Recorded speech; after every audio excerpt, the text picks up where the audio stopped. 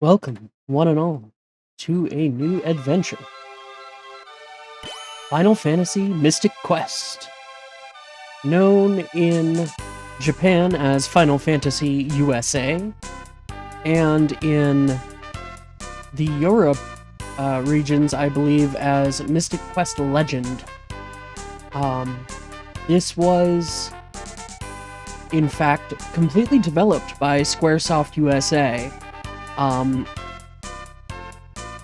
is a very interesting entry into the Final Fantasy franchise. I will be using the canonical name for this character.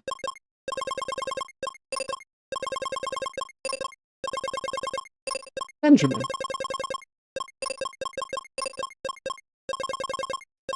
Like that name. Good, strong name, Benjamin.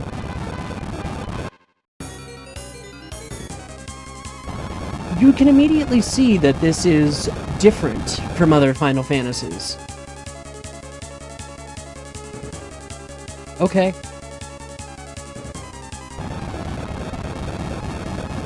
This is kind of proceeding in its own pace, by the way.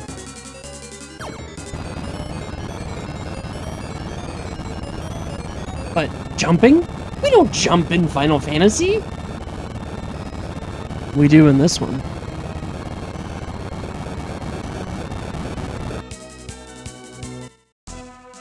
So this Final Fantasy is more of a action RPG.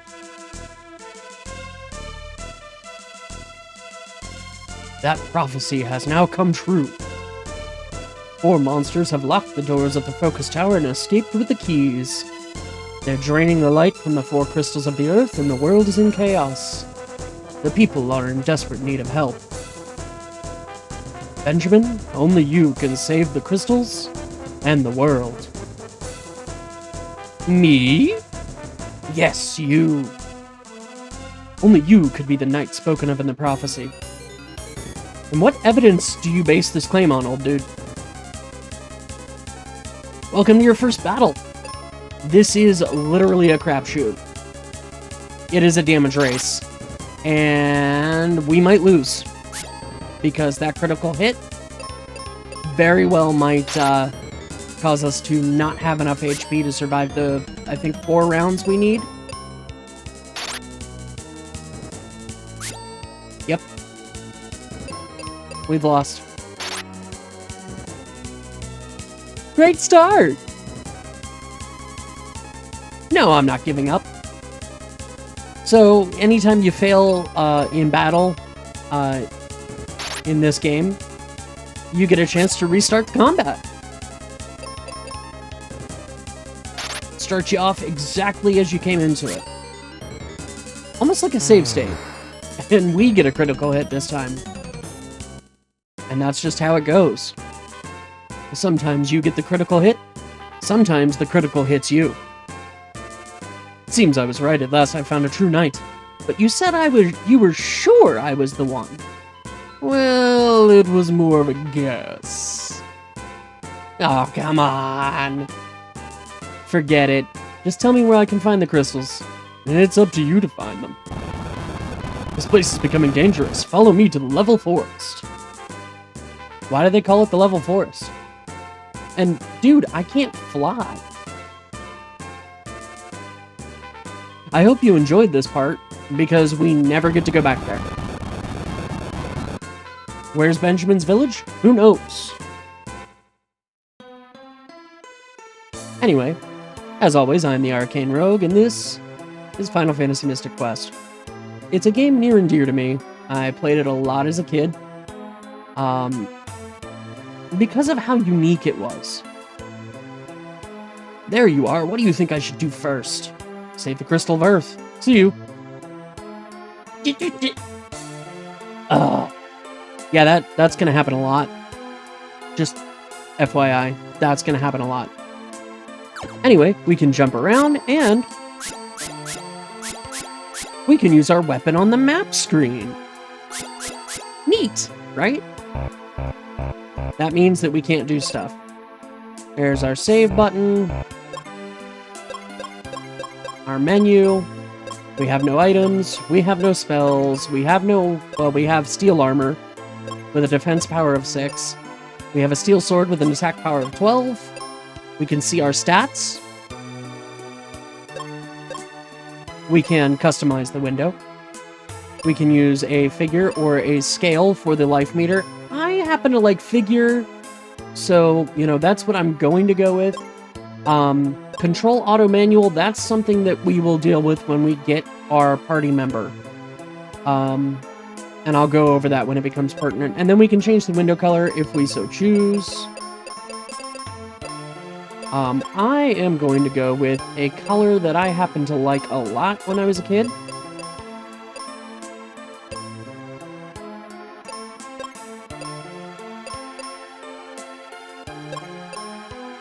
That was it. This is kind of navy color. It's easy on the eyes. High contrast. And I'm going to throw down a big people save for big people. You can save at pretty much any time in this game. It's very forgiving in that way. It was developed as an introductory game to RPGs for the American audience because, you know, back when this was released in the 90s, the US really wasn't buying a lot of RPGs, especially not, you know, this style of RPG, the JRPG style. Oh, a tree wither, what's that? I guess we can't examine it. So we can go from the level 4s to Foresta. You will find the town names are fairly simple.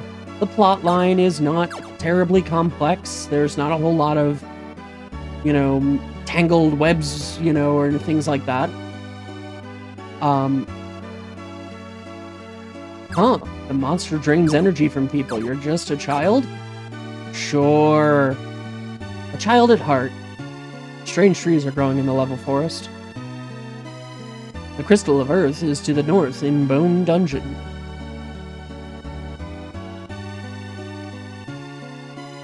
Anyway, there are no random battles in this game. The enemies are represented by sprites that you see on the map. And if we lay in this random person's bed, we can take a nap and restore all our HP and MP. Here, this is a chest that actually respawns. So if you're playing this game yourself, you can just keep coming in and out of this house and looting that chest over and over and over again to get as many cure potions as you want. Allow me to demonstrate. I guess not. Perhaps you have to leave Foresta, excuse me.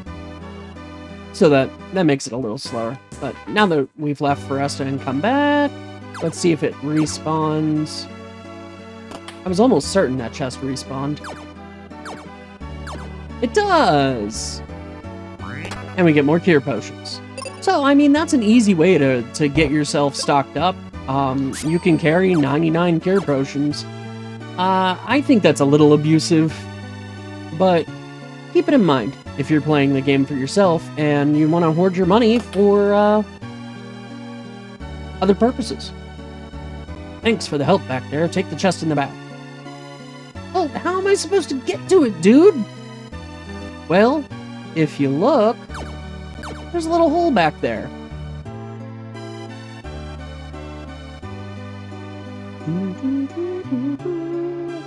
The soundtrack for this game is also very unique in terms of Final Fantasy games. Because, like I said, the dev team wanted to create it with an American audience in mind, so they actually incorporated a lot of rock music. In fact, the final boss battle music is just stellar. I love it immensely. Oh, the Crystal of Earth is in the Bone Dungeon. I see. Let's walk around in the water. You know, get our armor all rusty. Not a whole lot in terms of hidden treasures and things in this game. as I recall. Like I said, it's meant to be, you know, an introduction to Japanese-style RPGs. And Square Enix wanted to try and increase their market share. I mean, sure, there were plenty of, you know, people who played Dragon Quest, and, well, that was an Enix game, they're now one company. But, you know, the Final Fantasy franchise and things like that, but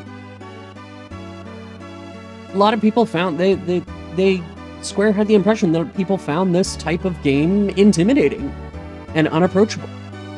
So they made it, you know, kind of an easy, you know, RPG. There's a tree blocking the north exit of the level forest. I could chop down the tree, but the monsters have taken over the forest and I can't get to it. Well, I can help with that. Come on, let's go. Don't you dare take Kaylee anywhere dangerous. Listen, Mom. Hey, that tree wither looks awful. How much the trees must be suffering. Okay, you win. Wait a minute. Let me get this straight, Kaylee. You were arguing with your mom that you were going to come with us anyway. But then you chose not to? Don't worry, Mom. Kaylee joined. So, you can see Kaylee's life total down there. She's level 3.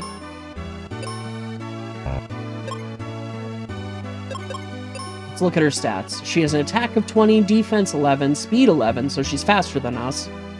Less magic power than we have, though, and about the same accuracy. No evade, though.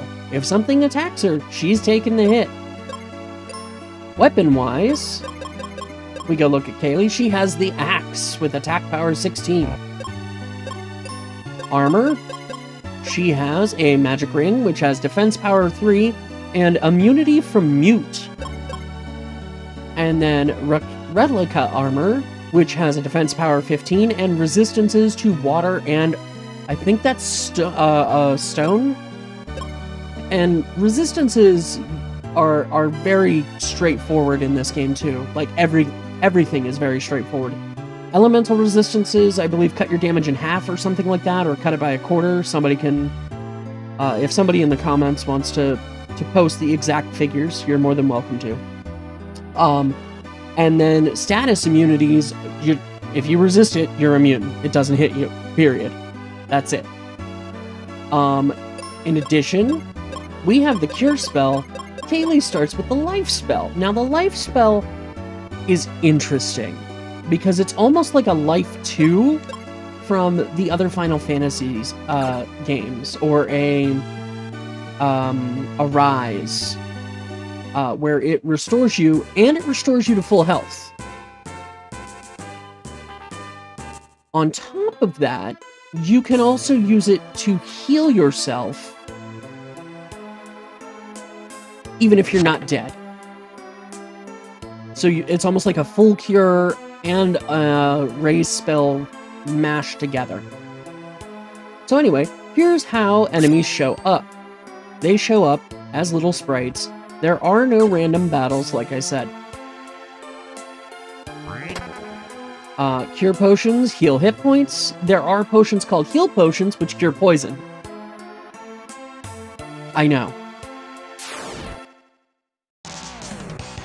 My protocol for this game is I'm going to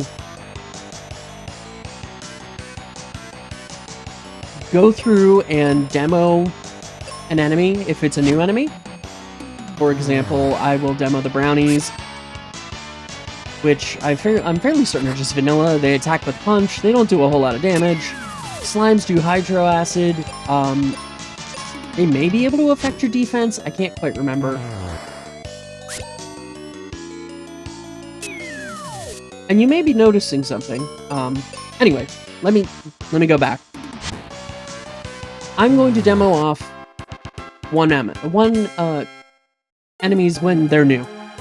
But in this case, like, there's a bunch of slimes here. I'm not going to show that on screen.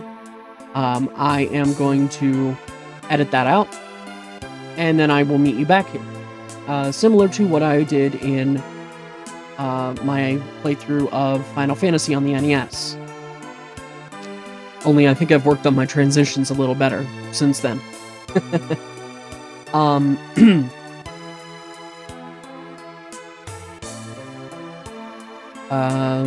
Train of thought, Rogue. This is what you get for recording late at night. You'll have to forgive me, viewers.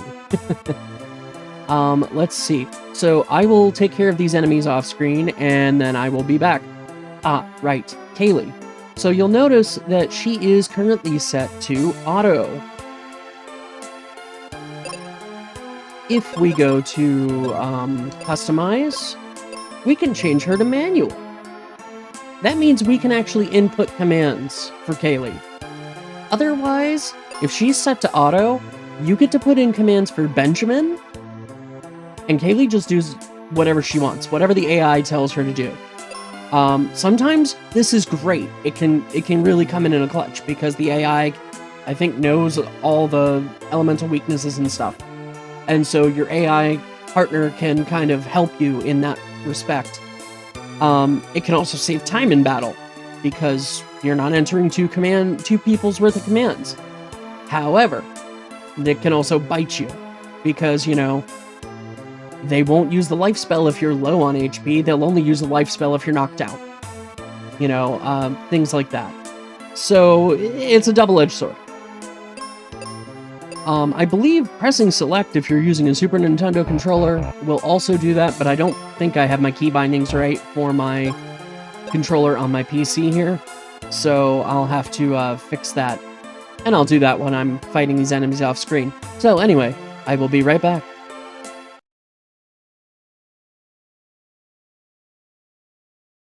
It's me again. I don't know why it did not switch back properly. But there we go. It's the Y button. Alright, be right back. Okay, so after that battle, Benjamin actually gained a level. I literally just fought one more slime. But I wanted to bring you back so you can see the improvement to his stats.